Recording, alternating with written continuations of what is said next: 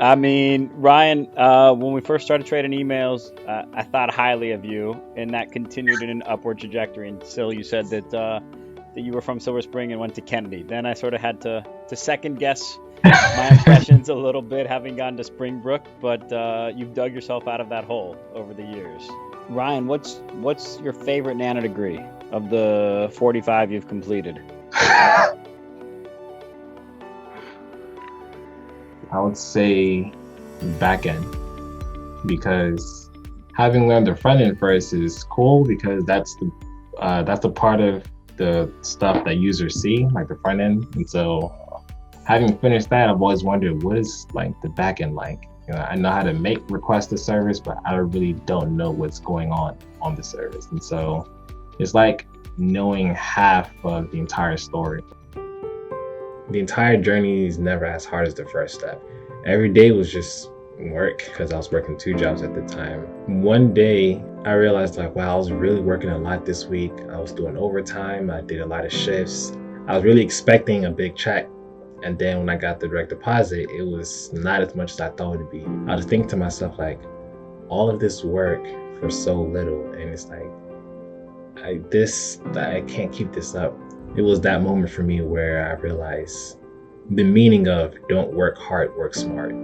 I joined a workforce development called Europe back in March 2015.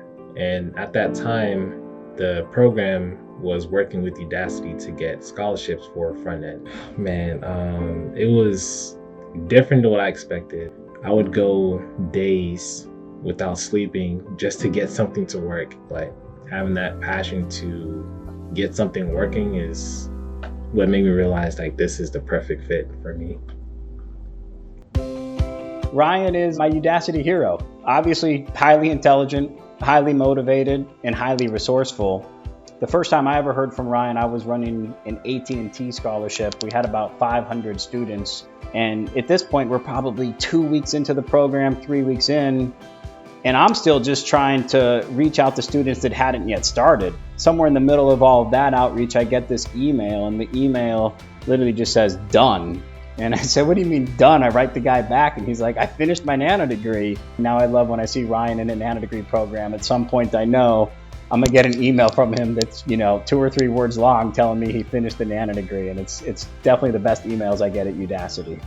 I know it's just reaching a point where you're just that confident in yourself. Whenever I finish, I just make them know that if there's anything I can do to give back, please don't hesitate because I owe Udacity a lot.